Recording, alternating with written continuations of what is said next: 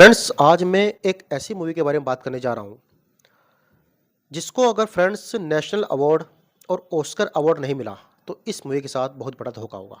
दोस्तों, मैं बात करने आया हूँ आज पृथ्वीराज सुकुमारन की मूवी द गोट लाइफ आदु जीवितम के बारे में। दोस्तों, ये मूवी 2 दिन पहले रिलीज हो चुकी है। दोस्तों, सिर्फ ये एक मूवी नहीं है। मूवी का मतलब होता है कि हमने एक मूवी बना दी।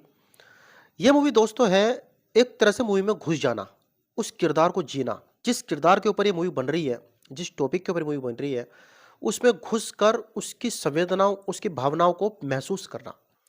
दोस्तों, ये उस तरह की मूवी है। दोस्तों, बेसिकली पृथ्वीराज सुकुमारन ने इस मूवी में इतना लाजवाब, इतना माइंड ब्लोइंग, इतना फैंटास्टिक काम किया है कि मैं उनकी तारीफ करने के लिए मेरे पास शब्द नहीं है। बेसिकली दोस्तों, पृथ्वीराज सुकुमारन ने नजीब मोहम्मद नाम के एक आदमी का किरदार इसमें प्ले किया है।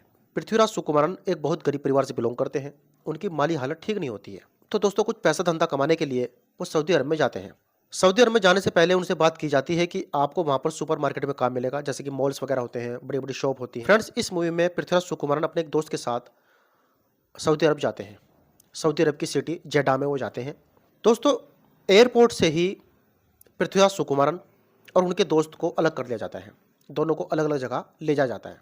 दोस्तों, वहाँ से जो आदमी पृथ्वीराज सुकुमारन को एयरपोर्ट से रिसीव करता है, वो आदमी उसको जेडा मेन सिटी में न ले जाकर एक ऐसे रेगिस्तान में ले जाता है, सऊदी अरब के ऐसे एक बंजर इलाके में ले जाता है जहाँ पर दूर दूर तक रेगिस्तान होते हैं।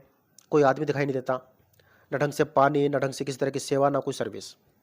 पृथ्वीराज सुकुमारन को दोस्तों बंदी बना लिया जाता है और उनको कुछ बकरियां थमा दी जाती हैं और उनसे कहा जाता है कि आपको इन बकरियों के साथ रहना पड़ेगा, इन बकरियों को आपको चरा के लाना पड़ेगा।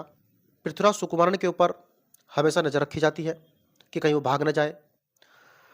और जिस रेगिस्तान में पृथ्वीराज सुकुमारन को बकरियों के साथ छोड़ा जाता है, उसमें मीलों दूर तक, कई कई सौ किलोमीटर दूर तक कोई आदमी दिखाई नहीं देता, सिर्फ रेगिस्तान ही रेगिस्तान।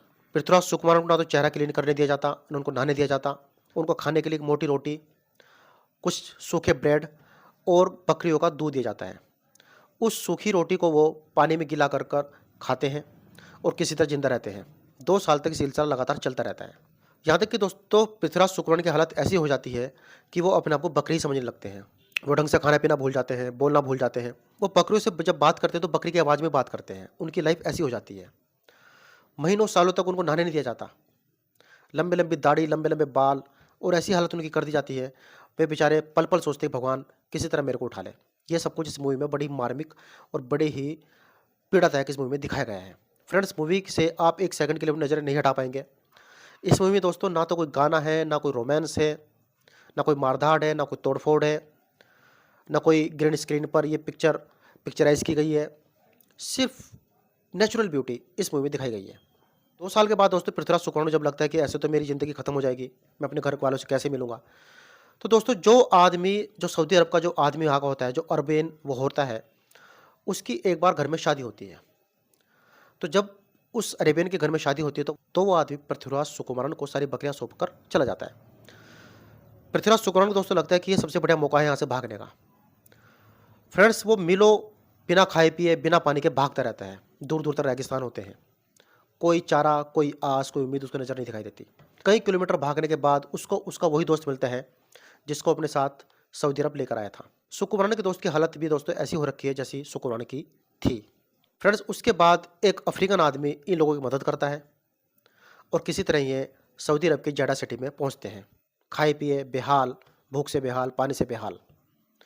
वहाँ दोस्तों इनको पकड़ ले जाता है और 10 दिनों तक इनको जेल में रखा जाता है सऊदी अरब की। उस 10 दिन की जेल में पृथ्वीराज सुकुमारन को ऐसा लगता है कि जैसे वो स्वर्ग में आ गए हो।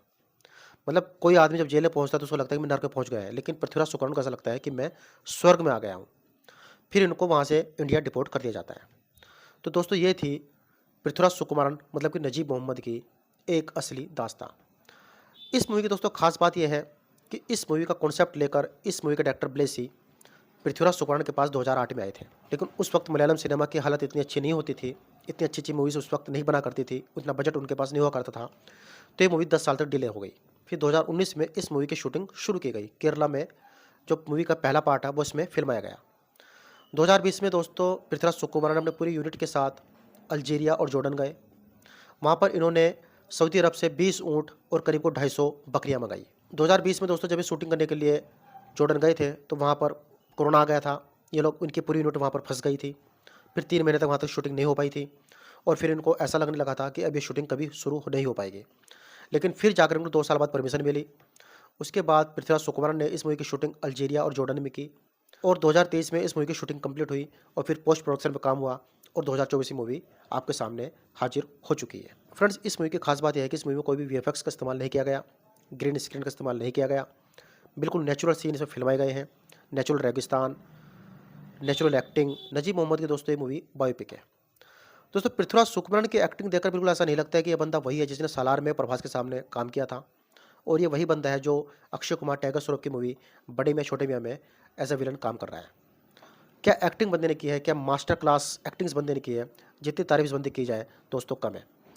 तो दोस्तों, रही दोस्तों कलेक्शन की बात, ये मूवी दोस्तों अपने पहले दिन करीब कुछ 7 करोड़ का बिजनेस किया इसने, भारत के सभी लैंग्वेज को मिलाकर। दूसरे दिन इसने करीब कोई 6 करोड़ 50 लाख का बिजनेस किया। तीसरे दिन इसने करीब कोई 6 करोड़ 7 लाख का बिजनेस किया। तो कुल मिलाकर इस मूवी का कलेक्शन करीब कोई 20 करोड़ के आसपास हो चुका है। मूवी का बजट दोस्तों 40 करोड़ है। मूवी 5 लैंग्वेज में मिलाकर रिलीज़ की गई है।